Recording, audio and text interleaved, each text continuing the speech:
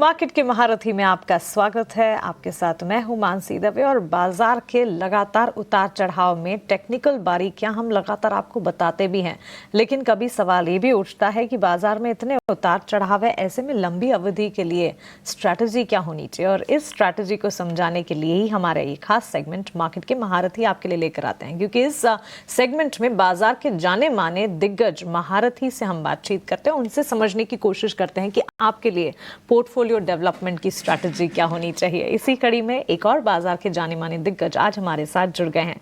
Market की महारथी में बजाज फिनसर्व एसेट मैनेजमेंट के CIO निमेश चंदन आज हमारे साथ मौजूद हैं।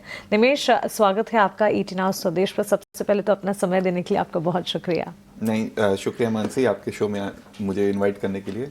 Happy to be here. Thank you Nimesh. Nimesh, there is so much happening and if we see domestic markets सारे के सारे चैलेंजेस को काफी रैशनली डाइजेस्ट भी कर रहे हैं।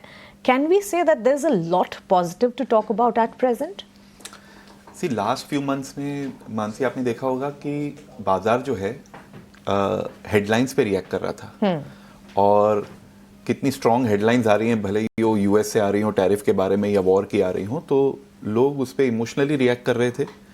But underlying last at least from January अगर हम देखें तो इंडिया के लिए फंडामेंटली एक एक चीज पॉजिटिव ही होती गई। करेक्ट। अगर आप फिस्कल पॉलिसी की तरफ देखें, budget was very positive, monetary policy ने इंटरेस्ट रेट ब्याज दर कट किए हैं और इंडिया का GDP ग्रोथ नेक्स्ट ईयर जो है will be better than, that is FY26 में will be better than FY25। Earnings growth जो निफ्टी की रहेंगी कंपनीज की इस साल शायद अबाउट FY25 एंड करे अबाउट 6-7% ग्रोथ पे।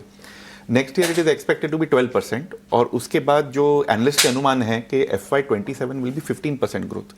तो यहाँ से मुझे ऐसा लगता है कि things are getting better only. तो और बाजार उस पर रिएक्ट कर रहा है। एब्सोल्युटली। निमेश भाई नमस्कार, अभिषेक बोल रहा हूँ नोएडा स्टूडियो से। सर, एक चीज आपसे सर जानना चाहेंगे, ये म्यूचुअल फंड्स के पास ऐसी खबरें आ रही है कि 3 लाख करोड़ रुपए का कैश है। टॉप 5 म्यूचुअल फंड्स की बात करें तो उनके पास अकेले करीब 1.6 लाख करोड़ का कैश है। ये डिप्लॉय करने कब जा रहे हैं? क्या किसी और ट्रिगर का वेट कर रहे हैं? अर्निंग्स भी अब बीत गई हैं। सो हर म्यूचुअल फंड का जो स्ट्रैटेजी होता है उनका वो अलग होता है, तो जनरलाइज करना इज डिफिकल्ट। बट एटलीस्ट हम बजाज फिनसर्व में हम कैश कॉल नहीं लेते, तो हम हमेशा डिप्लॉयड रहते हैं मार्केट में। हाँ, कुछ कैश रखते हैं for changing the portfolio, but generally हम डिप्लॉयड रहते हैं मार्केट में, क्योंकि मार्केट को बारीकी से शॉर्ट टर्म में टाइम करना बहुत मुश्किल होता है। हम अपनी जो वॉलेटिलिटी जो मार्केट में है वो मार्केट का बीटा कोई स्टॉक स्पेसिफिक कॉल्स लेके हम अपनी पोर्टफोलियो की वॉलेटिलिटी मैनेज कर लेते हैं, बट कैश कॉल हम नहीं लेते। ये एक कंफर्ट जरूर है मार्केट में कि म्यूचुअल फंड्स के पास कंटिन्यूअस इनफ्लोज आ रहे हैं, तो एवरी डिप पे उसे डिप्लॉय कर सकते हैं एंड उस वजह से मार्केट पे एक सपोर्ट बना रहेगा। ऑलराइट निमेश, सो आपकी इंटेलिजेंस का फ़ायदा उठाते हुए मार्केट पार्टिसिपेंट्स के लिए आप पोर्टफोलियो बनाने की कोशिश, सेक्टर स्पेसिफिक अगर बाजार को डीप डाइव कर समझने की कोशिश करें, I would like to start with the consumption theme, because budget में हमने देखा एक बूस्ट की खबर जो आनी थी आ गई, और अब आने वाले दिनों के लिए कंजम्पशन के लिए सीजनलिटी फैक्टर प्ले आउट होगा। और आपके पोर्टफोलियो में भी इस सेक्टर को लेकर किस तरह के टेक्स हैं और इस सेक्टर पर आपका लॉन्ग टर्म व्यू क्या है? कंजम्पशन सेक्टर के बारे में मैं बहुत बुलिश हूँ over the longer term. Next 5 years 10 years के लिए मुझे ऐसा लगता है कि कंजम्पशन जो स्टोरी है इंडिया में इज अ फैंटास्टिक स्टोरी। अब उसमें कुछ स्ट्रक्चरल ट्रिगर्स भी हैं, जैसे कि जब कोई country per capita GDP $2,500 cross करता है तो जनरली जो पॉपुलेशन है उनकी जो स्पेंडिंग हैबिट्स हैं वो धीरे धीरे चेंज होती हैं। वो ज़्यादा डिस्क्रिशनरी स्पेंडिंग करते हैं, वो लेवरेज ले पाते हैं अपनी इनकम्स पे, उनके हाउस होल्ड्स की जो बैलेंस शीट होती है वो बेटर होती है। तो उस हिसाब से कंजम्पशन को एक ट्रिगर मिलता है, that is a structural Tailwind plus demographics and income growth. आप अगर देखें सिक्लिकल फैक्टर्स अगर कुछ हैं तो लास्ट 2 साल से कंजम्पशन ग्रोथ काफ़ी म्यूटेड रहा है, बट अभी ब्याज दर नीचे आ रहे हैं तो इमीडिएटली लोगों की EMIs नीचे आएंगी, स्पेशली हाउसिंग साइड पे। अगर आप देखें बजट के जो टैक्स बेनिफिट्स जो अनाउंस हुए हैं वो अब शुरू होंगे लोगों के सेविंग्स में आना। जनवरी 2026 में गवर्नमेंट हैज अनाउंस कि वो 8th पे कमीशन के रिविजन्स लाएंगे, pay revisions, generally that is also stimulus to the economy. Trade wars में भी देखें तो India is actually a net net beneficiary ऐसा लग रहा है, बिकॉज आपके जो आसपास के पड़ोसी देश हैं उन पे ज़्यादा टैक्स लग रहे हैं। तो ये सब चीज़ें जो हैं वो एम्प्लॉयमेंट एंड कंजम्पशन के लिए बहुत पॉजिटिव हैं। और हाँ, मैं ये नहीं कहूँगा कि आपको इमीडिएटली नेक्स्ट क्वार्टर में उसका इम्पैक्ट दिखेगा, बट अगर आप कॉमेंट्रीज देखें ऑफ FMCG से लेके रियल एस्टेट कंपनीज तक, सबने यही कहा है कि FY26 will be better than FY25, और many companies double digit growth expect कर रही हैं। ठीक है, तो निमेश सर, आपने ये अर्निंग सीजन अभी जो चल ही रहा है, थोड़े बहुत कंपनीज के नतीजे और आएंगे, आपने अच्छे से स्टडी किया होगा। आपको कहां पर एक्साइटिंग नंबर्स दिखे, कहां पर आपको लगा कि नहीं थोड़े से चैलेंजेस हैं, और सेक्टर वाइज अगर प्रेफरेंस आपसे पूछे तो वो क्या होगा सर? सो पहले तो हम डोमेस्टिक मार्केट या डोमेस्टिक सेक्टर्स पे मोर बुलिश हैं compare to international. Internationally because ये जो टैरिफ की बातें चल रही हैं उस वजह से थोड़ी सी अनसर्टेनिटी है। कंपनीज के जो प्लान्स हैं वो पोस्टपोन हो रहे हैं या थोड़ी देर के लिए रुक गए हैं, वो सोच विचार करने के लिए कि अल्टीमेटली जो अगर हम US में एक्सपोर्ट कर रहे हैं तो उनकी टैरिफ्स क्या रहेंगी। तो उस वजह से जैसे IT सेक्टर हो उसमें थोड़ी सी अनसर्टेनिटी है for the time being, but जो डोमेस्टिक सेक्टर्स है उनके आंकड़े अच्छे आ रहे हैं।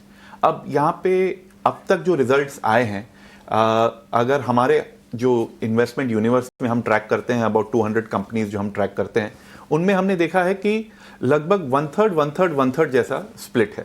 1/3 कंपनीज ने अपने एस्टिमेट्स बीट किए हैं, 1/3 ने मीट किए हैं अपने एस्टिमेट्स, और 1/3 ने मिस किए हैं।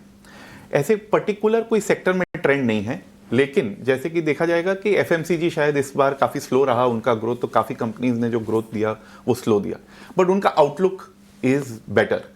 कुछ सेक्टर्स ऐसे होते हैं जो Q4 में उनके नंबर्स जनरली अच्छे आते हैं, बिकॉज उनके जो प्रोजेक्ट बिजनेसेस होते हैं तो उनके नंबर्स जो हैं वो काफ़ी अच्छे आए हैं। मेरे हिसाब से next year most of the sector except जो एक्सटर्नल फेसिंग सेक्टर हैं उनके आउटलुक अच्छे हैं। Nimesh ji, that was a crisp view on the earnings. In fact, consumption और अर्निंग्स पर आप अपना टेक बता रहे हैं, लेकिन एक और स्पेस है जो कि डिफेंसिव्स के तौर पर बाजार को संभालने का काम आए दिन करता है। Pharma, health care and diagnostic काफ़ी डाइवर्सिफाइड है, और रेसिप्रोकल टैरिफ अनाउंसमेंट के समय भी ये स्पेस अलग थलग तरीके से रिएक्ट कर रहा था। सो इस वक्त आपके पोर्टफोलियो में फार्मा की पोजिशनिंग कैसी है? हमारी मार्केट पार्टिसिपेंट्स के लिए फार्मा पर आप राय क्या देंगे? अब अनफॉर्चुनेटली ये देखें कि जब टैरिफ्स की अनाउंसमेंट आती है फार्मास्यूटिकल्स पर, तो ये लोग ये समझते हैं कि जस्ट बिकॉज कि US में अगर टैरिफ्स बढ़ेंगे तो यहाँ से एक्सपोर्ट मेडिसिन के कम हो जाएंगे। ऐसा नहीं होता। जो फार्मा की जो डिमांड होती है वो इनइलास्टिक होती है, और India is the pharmacy to the world. हम जो एक्सपोर्ट करते हैं is the best value that we export to US and to other countries. तो मेरे हिसाब से ये एक बार अनसर्टेनिटी ठीक हो गई तो जो जेनरिक्स कंपनीज हैं वो भी अच्छा करेंगी। 2025 से 2030 काफ़ी ऐसे इंपॉर्टेंट मॉलिक्यूल्स हैं जो ऑफ पेटेंट जा रहे हैं, और इंडियन कंपनीज उनमें लॉन्च करेंगी, US और यूरोप में वो कंपनी। क्रैम्स स्पेस ऐसा है, कॉन्ट्रैक्ट रिसर्च एंड मैन्युफैक्चरिंग, उसमें वी आर क्वाइट पॉजिटिव, क्योंकि काफ़ी ऐसे इनोवेशन कंपनीज हैं जो अब इंडिया में रिसर्च करना चाहती हैं ज़्यादा कंपेयर टू चाइना। तो वो चाइना +1 की जो ट्रेंड है वो इसमें आपको नजर आएगी। और वैसे भी डोमेस्टिक फार्मास्यूटिकल, डायग्नोस्टिक, हॉस्पिटल्स, ये एक स्टेडी डिफेंसिव ग्रोथ सेक्टर्स हैं। तो मेरे हिसाब से ये वॉलेटिलिटी जो आई है बिकॉज ऑफ टैरिफ न्यूज़, उसमें काफ़ी ऐसी फार्मा कंपनीज, डायग्नोस्टिक कंपनीज जो हैं वो अच्छे दामों पे, अच्छे वैल्यूएशन पे मिल रही हैं अभी।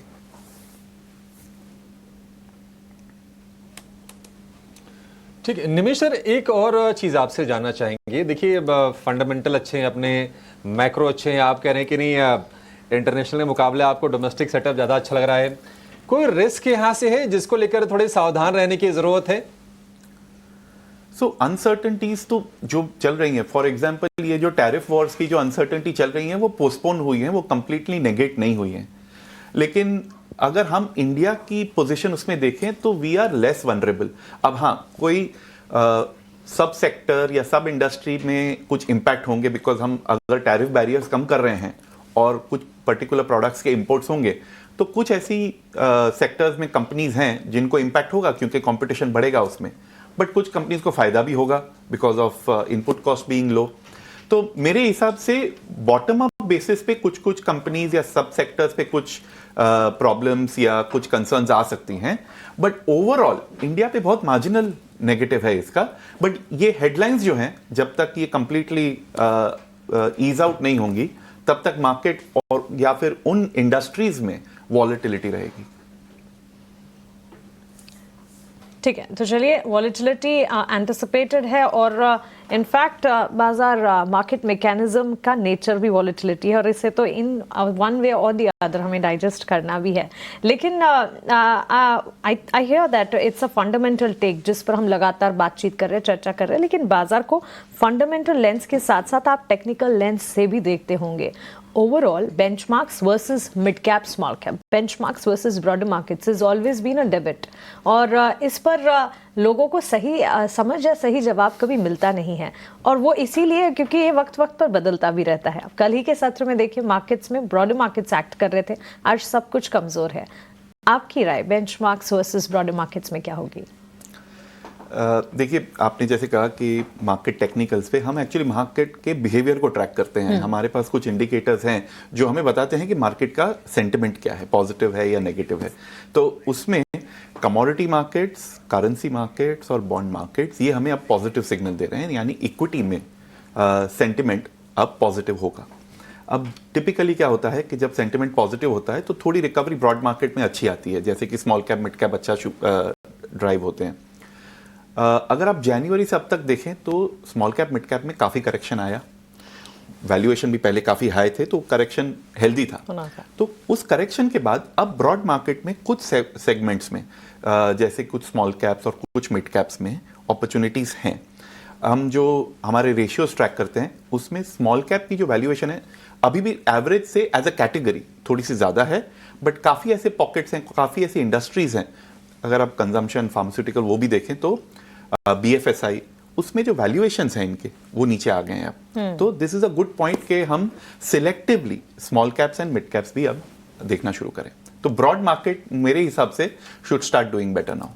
ओके, सो सिलेक्टिव बाइंग, लेकिन ब्रॉडर मार्केट्स पर भी नजर होनी चाहिए, अपॉर्चुनिटीज वहां डेवलप होती नजर आएगी। निमेश जी, आपका बहुत शुक्रिया हमारे साथ जुड़ने के लिए, सवालों के जवाब देने के लिए और बाजार पर अपनी एनालिसिस हमारे साथ शेयर करने के लिए। It literally felt like a 360 degree analysis. Thank you so much and have a nice day to you.